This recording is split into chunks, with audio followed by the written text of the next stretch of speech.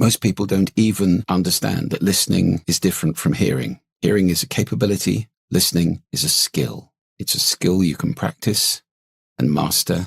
And if you do that, you can gain huge advantages in your life, because the sad truth is most people don't listen. Welcome to Your Intended Message, the perfect place for leaders and promising professionals who want to convey the intended message for greater success. Every week, we interview experts who address the challenges and best practices to deliver your message effectively. That might be one-to-one, one-to-few, or one-to-many. And perhaps the most important conversation, one-to-self. I'm your host, George Torok. My guest today is Julian Treasure. Here's 3 facts that I think you should know about him. 1, Julian's 5 TED Talks have been viewed over, wait for it, 150 million times. Oh. 2, how to speak so that people want to listen is the 6th most viewed TED Talk of all time. Be sure to watch that. And 3, he lives in Orkney. That's an archipelago off the north coast of Scotland with his partner, 4-time world champion martial artist Jane Magendie, and their 2 daughters, Holly and Sapphire. And if the daughters are also learning martial arts, Julian, be nice to them. I'm always polite, George. Julian Treasure, welcome to Your Intended Message. Thank you so much. Lovely to be here. Delighted to be talking with you. And we're going to examine the topic of listening, which is probably something that most of us don't spend enough time thinking about or even being more conscious about the concept of listening, because we're in such a hurry to speak, because we think that we will be recognized, we will be successful if only we speak more and say more. However, what have you found to be the reality?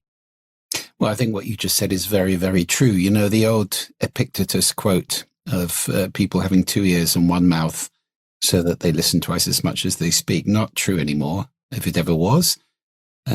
Hearing is our primary warning sense. For the vast majority of human history, listening has been critical for survival, just as it is with most animals in the world. You listen to be aware of threats, to find food, and for a whole raft of other reasons. But now I look around when I visit cities and I see people cycling with headphones on, and I think maybe listening is not as critical to our survival as it once was, or at least people don't think it is more the point. So yes, sadly, with the invention of writing, only 5,000 years ago, I mean, we've been listening for hundreds of thousands of years. Writing has kind of come up on the rails and overtaken as our primary form of communication, particularly with distant communication. Now that's changing a little bit with the advent of podcasting. I mean, radio has been strong for a long time, but podcasting in particular has created a bit of a renaissance in the idea of listening to people speaking. But also, not only do we have this imbalance between writing and speaking, there's an imbalance in verbal communication as well. My TED Talk on speaking that you mentioned has been seen by at least 5 times as many people as my TED Talk on listening. And a big survey of organizational listening found that organizations were on average devoting at least 4 times as much energy and money and effort to outbound communication as they were to listening. So we are, it seems, rather keener to be heard than we are to listen, which is not an equation that works very well in the world. You know, I often say, what's the point in free speech if nobody's listening? What's the point in being a brilliant talker if nobody's listening? So to me, yeah, listening is the foundational skill of all of our communication. It's primal, it's critical, and yet we seem to have forgotten about it. We don't teach it in school, which is mad when you think about it, because if you taught children first how to listen really well, how much more of their education would they absorb and retain than they do now, where they're struggling in classrooms built by architects who don't listen. The children can't hear very much a great deal of the time. And if they can hear it, are they actually listening? Not really, because they don't know how to do that. Most people don't even understand that listening is different from hearing. Hearing is a capability. Listening is a skill. It's a skill you can practice and master. And if you do that, you can gain huge advantages in your life, because the sad truth is most people don't listen. Listening is a skill, and skills typically are based on techniques repeated and improved, and that takes effort. And people don't like putting out effort if they don't have to. And it's strange that it takes less effort to speak than it does to listen. I wouldn't say it takes less effort, but the rewards are rather more immediate and obvious, I suppose. So, a lot of people spend time training on presentation skills or speaking skills. Well, I say a lot, actually, when this is the other thing I teach. And it's also quite interesting. I stand on stage, I go around the world doing keynotes to big organizations and associations. And, let's say I'm talking to 500 CEOs. And I say, how many of you use your voice in your work? For how many of you is your voice really important? Presenting, talking to the media, leading teams, all that kind of thing. Everybody puts their hand up. Good. Okay. Now, how many of you have had formal vocal training? About 3. And I just think, what is going on here?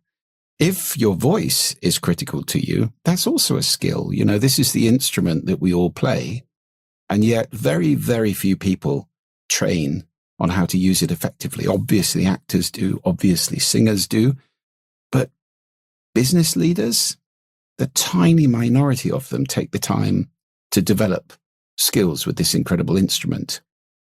And, the foundation of my work really is that these skills, speaking and listening, have profound effects on 3 very important things: our happiness, our effectiveness, and our well-being. So, dear listener, if you don't care about any of those 3 things, don't bother.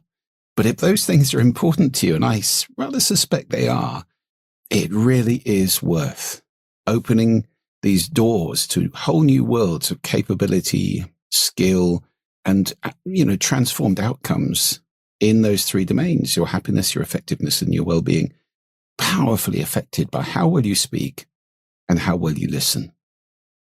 And Julian, if you are working with corporate leaders and you're helping them to improve their listening skills, where do you start? Well, the first thing to get is that listening is a skill. And, that realization on its own is transformative, because before that, you're in the don't know what you don't know quadrant, aren't you? If you don't know that you don't know something, there's nothing you can do about it. You're not even aware it's a shortfall. So the moment you say listening is a skill, the moment that's internalized, people say, well, how good am I at it? Have I ever thought about it? How can I improve it? And there's a will then to move through conscious incompetence is the next one after unconscious incompetence, and then to conscious competence, and then to unconscious competence. So that, the stages of learning, we can start on that path as soon as we understand listening is a skill. It's a skill that you can practice and master. So that's the first thing. The second very important thing to understand about listening is that every human being's listening is unique. Now, this makes the whole conversation much more interesting and nuanced. And it's really the access to a huge amount of power in speaking, this realization that everyone's listening is unique. Because as soon as you let go of the assumption everyone listens like I do, which is the innate assumption many people have. So they are effectively talking to themselves. That's not effective because the person you're talking to doesn't listen like you do. Why? Because we listen through a set of filters, and those filters are things that accumulate through our lives. The culture that we're born into, maybe national, local, familial, whatever it is, the language we learn to speak, the values, attitudes, and beliefs that we accrete along the way from parents, teachers, role models, friends, whoever it is. We pick some up, we put others down. And you will have chosen different ones to me, doubtless, as every human being does. And then in any given situation, we might have expectations or intentions about what's going to happen. We might have assumptions. We will almost certainly have assumptions in our head, not least about what's going on inside somebody else's head. And we may have emotions happening. And listening and emotion are almost inversely related. If somebody's really, really upset, the best way to calm them down is to listen to them. And by the same token, if you're really upset or even really happy, it doesn't matter what strong emotion, it's much harder to listen than it is if you're in a kind of serene state. So all of those things are filters. And what that means is that your listening, George, and mine change through the day because we're in different situations. We have different stuff going. We may have just eaten. We may have, I often get given the graveyard slot when I'm speaking on stage. Oh, he's a TED speaker. He can deal with that. The 2 p.m. just after lunch when everybody's a bit sleepy and not quite with it. So it changes through the day, and listening changes from person to person or group to group. So there's a wonderful question, and often I start this one when I'm dealing with teaching listening skills to senior managers particularly. And don't forget, listening tends to get more difficult as you get more senior in an organization. We'll come back to that one in a minute. And when I'm teaching them, there's a question I teach them quite early on, and that question is, what's the listening I'm speaking into?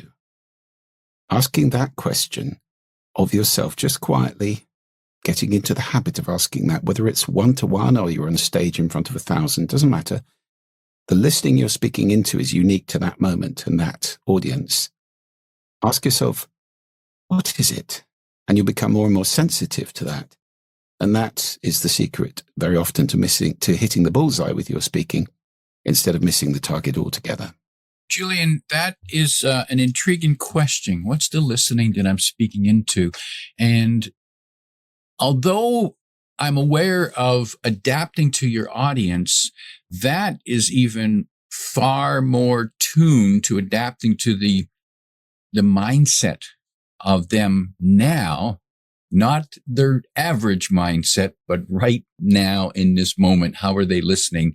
And another good reminder that when we're highly emotional, we don't tend to listen well at all. True. And which is why I suppose angry arguments go the way they do, because people are simply making noise and neither one is listening. And yet if one of them stopped to listen, imagine what that could do. Very much so. And of course, when you stop to listen, this is why I did a TEDx talk in Athens, the cradle of democracy, where I said the sound of democracy is listening. Because listening is the doorway to understanding. Or conscious listening always creates understanding simply by listening carefully to somebody without batting back their opinions or whatever it might be, without judging them, without, preparing our next bit of absolute demolition of their stupid point of view, whatever it might be. If we're just listening to them, we gain access to understanding. And that's how we can live next door to somebody with whom we fundamentally disagree. And I teach a tool also when I'm coaching people. The tool is RVSEC, RVSEC. And the V in that, I think, is the single most important missing element in the modern world. So the R stands for reflect. You're listening to somebody, you reflect back what they said without hopefully paraphrasing it too much, but certainly to get exactly what they said. If you reflect that back, then the person knows they've been heard. And you've got to base camp of communication there. The V, as I said, is critical, and it's the thing that's missing and being undermined daily by the internet, in particular social media, and the way people are behaving. The V is validate. And what that sounds like is, George, I don't agree with you, but I totally understand why you would think that. Well, okay, we've got two different points of view, but I'm not making you wrong. I'm not dismissing you. Invalidation is what we see all over the world now on the internet, with polarization, with people shouting at each other, with people making up stuff, caricaturing, demonizing, all of that stuff. There's no effort to understand the other point of view. It's kind of a zero-sum game. I'm right, you're wrong. If I'm right, you're wrong. If you're right, I must be wrong. No, actually, two people can have different views and both be right. How about that one? Because they have different perspectives, different histories, and so forth. And let me just give you the SEC of the process. So it's reflect, validate. The S is summarize. So let's just summarize where we've got to with this, which is great for closing doors in the long corridor of a conversation, locking things down. The E is empathize. Wow, that must have been really tough for you. Or, oh, amazing. You must have felt great at that. Just being on the other person's island, letting yourself feel their feelings a bit. When you've done those, you're in a position to get to the C, which is create, where you can put the two opposing views perhaps on the table in front of you and say, all right, what can we create with our two different perspectives here? The Greeks used to have thesis, antithesis, and you'd bring them together in synthesis. And that, to me, is how democracy can work, how politics can work, how family relationships can work, all based around this increased tolerance which comes from listening. And I believe that it's important to go through the whole process, not just get part way and stop. Reflect, validate, summarize, emphasize, and create. Because if you don't get to the create, you haven't really wrapped anything up. Well, yes. If you're seeking to resolve a conflict, for example, that is really important. Simply to reflect and validate, though, is a very good way of improving your relationships with people, because people feel kind of cared about. They feel understood. It's said that we want three things in relationship: to be heard, to be understood, and to be valued. And I think the R and V achieve both of those two things. So if you want to achieve something creative or make a solution or get to a different place, then certainly the SEC are critical too. But, if I had one wish, I think, in the world, it would be to give everybody the gift of validation so that we stop all this shouting at other people, demonizing people, hating people. And that's a slippery slope that we're on right now. And, the bottom of that slope is disagree with me, I'll kill you, which is, we've just seen an attempt about that in America. And it's not the way that we can have a stable democracy.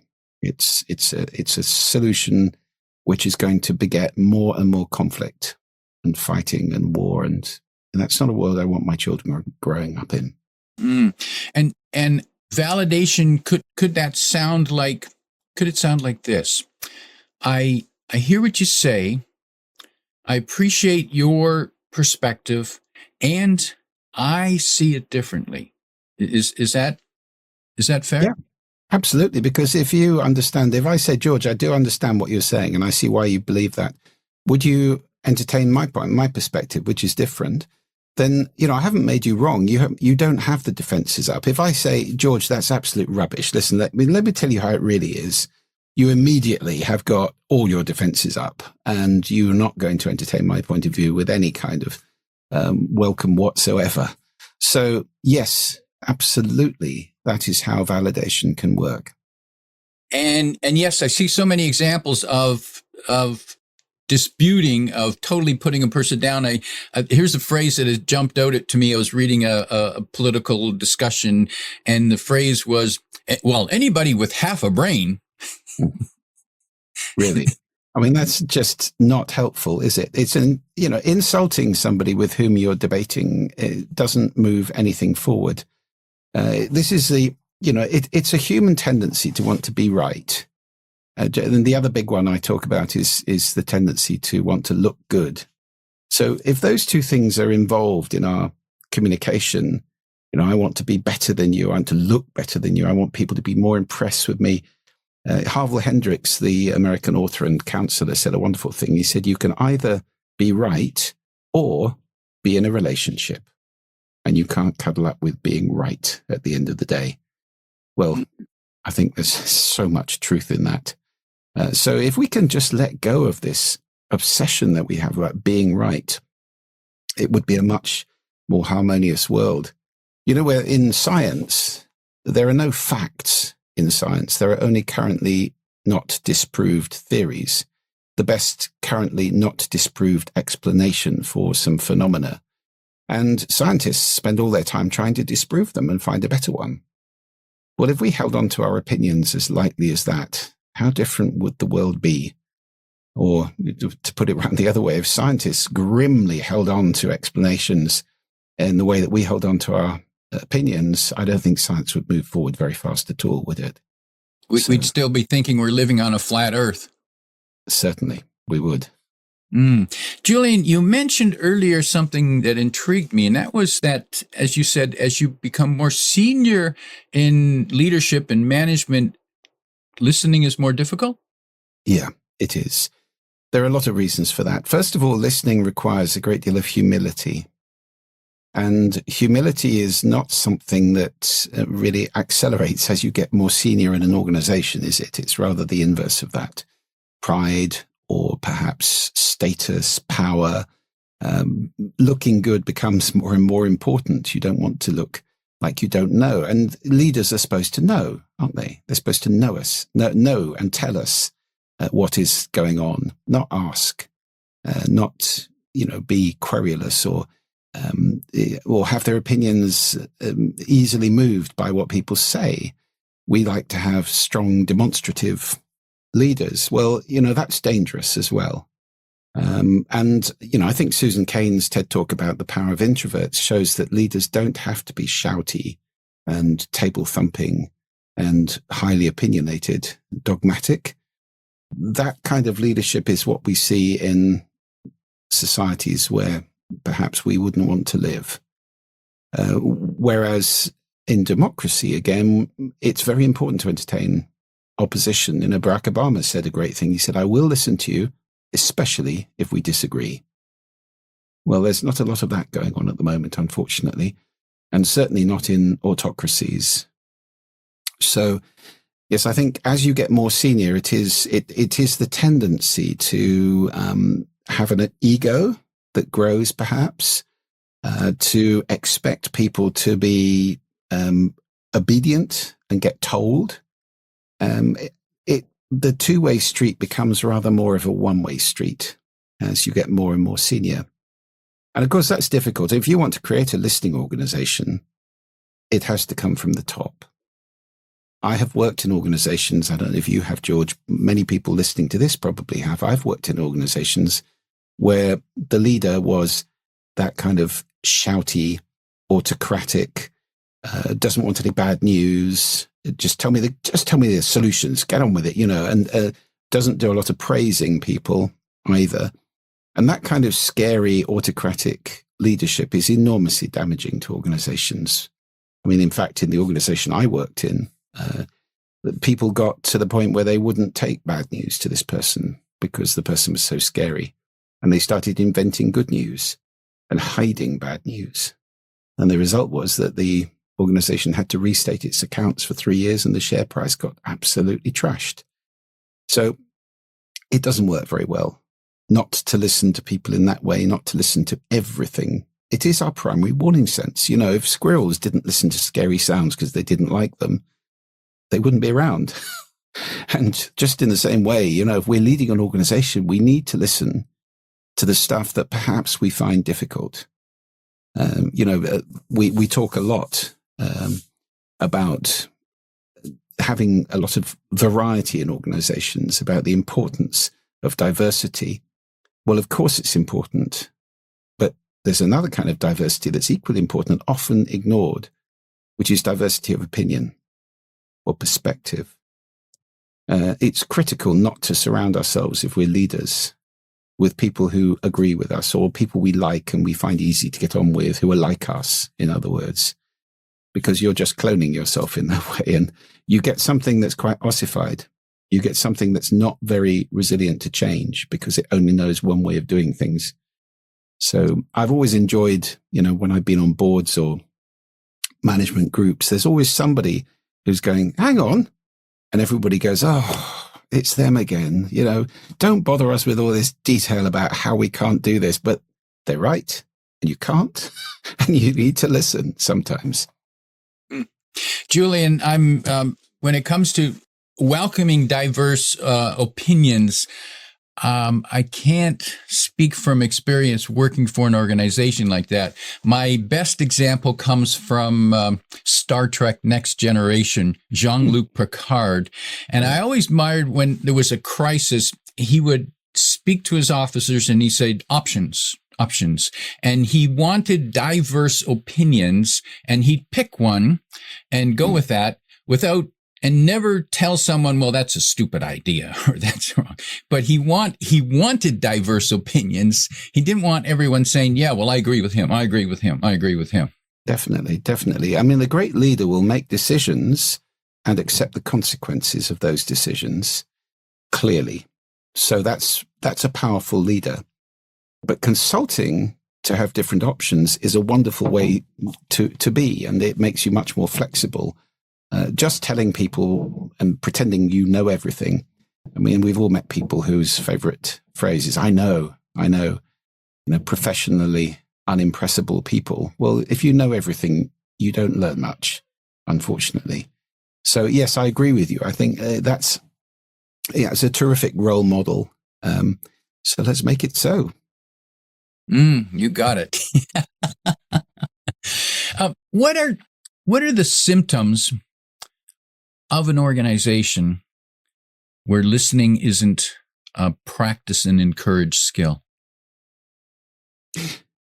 Well, you get a lot of frustration and resentment building up as people, perhaps who've got good ideas about ways to improve things, don't have a channel to express those ideas, or they get knocked back or told they're being stupid, or, just get on with what you're doing, that kind of thing. So you're locking down a huge amount of valuable creativity, and that can be enormously damaging.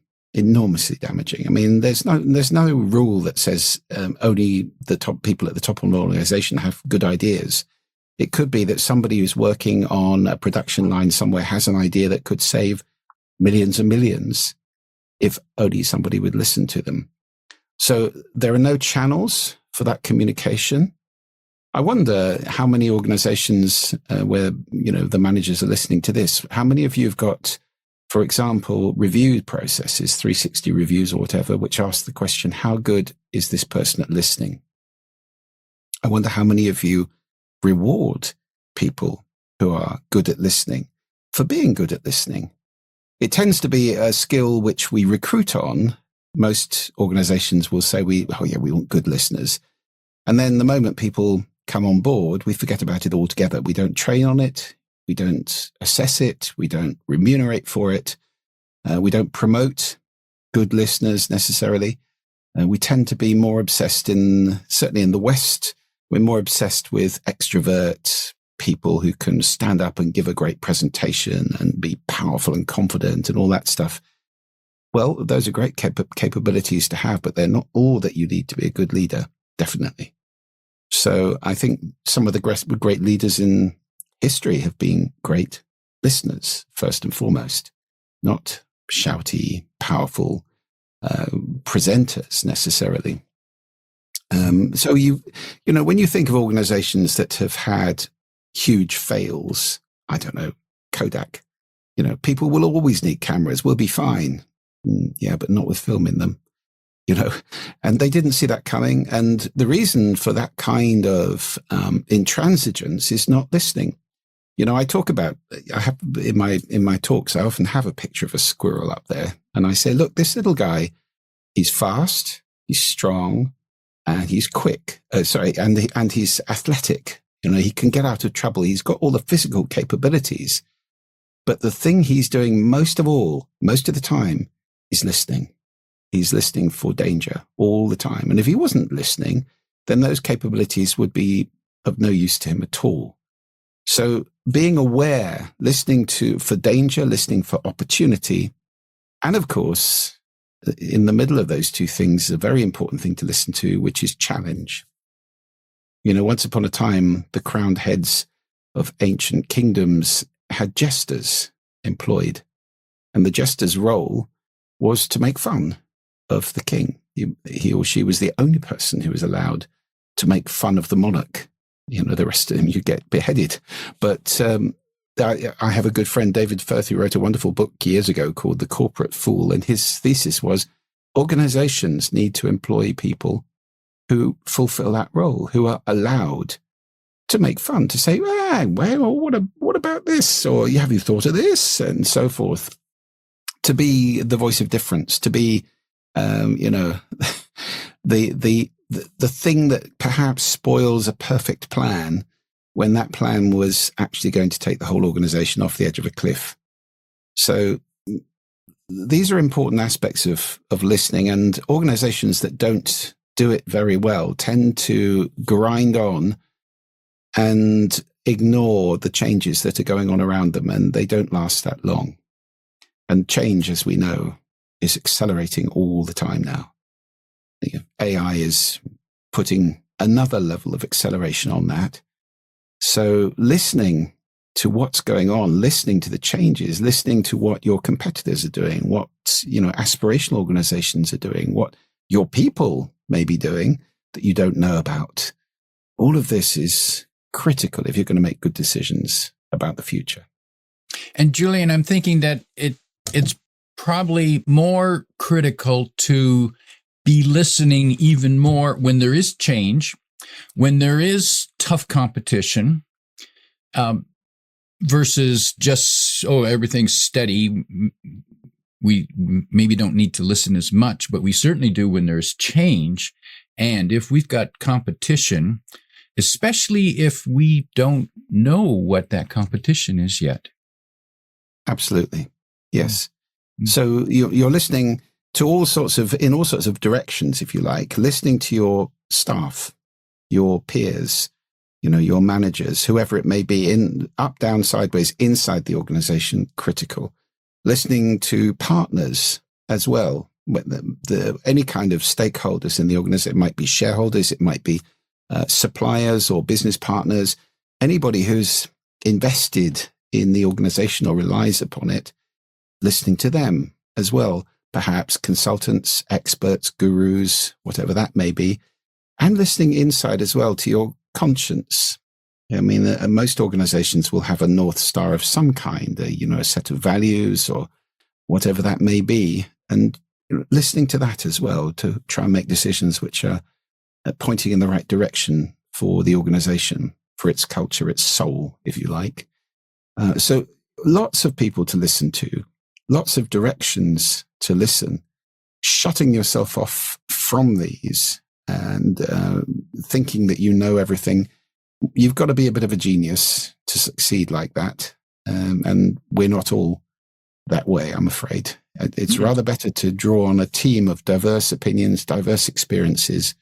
And as you did, as you mentioned with Jean-Luc Picard, options. What do you all think about this? And then hopefully you'll get to a synthesis, which is very powerful. For people who'd like to learn more about my guest, Julian Treasure, and how he might work with your organization, you can check out his website at juliantreasure.com, and you can find that link in the description below. Julian, tell us quickly, how might you help an organization? Well, these days, I spend a great deal of time traveling the world and doing keynote talks, which are a very encapsulated form of training to me. So yes, those are very powerful. I give them on speaking skills and on listening skills, and also on sound, actually, the power of sound and how we can design with it for our well-being. So that's one aspect of it. Then I also do workshops, many of them now virtual. I live, as you said, off the north coast of Scotland. I love it here. So if I can do things without traveling with the wonderful technology we've got now, I have a studio equipped here. I can send excellent video and audio and all sorts of bells and whistles on it. So workshops for teams, 1 day, 2 day workshops, individual coaching and training for top executives, all of those things. You know, I am just passionate about spreading the awareness and helping people to develop these skills of speaking, and in particular, listening. And it is so underappreciated, undervalued, and undertrained on at the moment. So really, that's the mission I'm on. Julian, as we prepare to wrap up, if you could give advice to a new team leader in an organization where listening hasn't been the rule, hasn't been the standard, but a new leader who wants to introduce better listening, what 1, 2, or 3 pieces of advice might you give that person on how to introduce it so that they can succeed? Well, first of all, it comes from the top. So that person needs to be a good listener, to train and to be an excellent listener. It's like anything else, saying to people, sending an email around saying tomorrow we're going to be a listening organization, that doesn't work very well. And if it's not coming from the top, people very quickly learn to shut up, unfortunately. So that's the first thing, is to become a great listener yourself. Then I think structurally, you can take a look at the culture and behavior in the organization. You can take a look at the processes and channels that people have to communicate. And you can take a look at the, as I said before, appraisal, remuneration, the ways that you're treating people and the messages that you're giving to people. Once you've put in place some channels, once you've got the appraisal and remuneration system altered, and once you've assessed the culture and the behavior, you can start training. And that's the way to do it, is to work with people, show them the benefits of great listening, whether it's in meetings, which can be shorter, sharper, and more effective, one-to-one conversations. You need to look also at your environments. I mean, are the offices too noisy for people to listen well? Do you have quiet working space? Do you have effective meeting spaces? All these sorts of things you can pay attention to. They're all elements in a program of turning an organization into an excellent listening organization, opening all of those flows of really good ideas, of passion, of, motivating people in giving them the ability to affect the organization, how it behaves. I'll give you one simple example of how this can play out, George, just to finish with. Think of customer service, or indeed complaint handling, right? So maybe you have a call center which is fielding a lot of customer feedback, and that will often be complaints about where something's gone wrong or whatever it may be. Well, my experience, and I'm sure most people listening to this, is when you call one of those places, you get somebody whose real task is to get you off the phone as quickly as possible by fobbing you off with some sort of, have some free miles, or, we'll give you a discount next time, or to make it right as quickly as possible. Do they ever ask the question, is this something we could actually change in our organization? And I've actually tried to make suggestions about that to people in the past, but that it's a dead end. They have no mechanism behind them to say, here's a great suggestion. Why don't we feed that back up the line and see if we could do things differently in the future, and therefore not have any more of this kind of complaint? But that's not generally how it works. They have a thing called time to clear. They're judged on how fast they get through the calls. And that's not about asking that question. And there sadly, we see millions and millions and millions of dollars of great ideas disappearing, stillborn, never getting anywhere where they can do any good. So that's the kind of listening I'm talking about. It needs to be in every cell of an organization, that we're listening for opportunity, we're listening for danger, we're listening for challenge. If you get that right, wow, what an organization you can have. Yeah, it's no good to say, oh, well, that's not me. You got to go talk to the person in charge of listening. Yeah, don't have that either. My guest today is Julian Treasure, reminding you that listening is a skill that can be learned, can be practiced, can be improved. If you like what you heard, tell your friends and post your 5-star review on Apple Podcasts, because that helps more listeners find us. Come back every week for more practical insights to help you deliver your intended message. I'm your host, George Torok.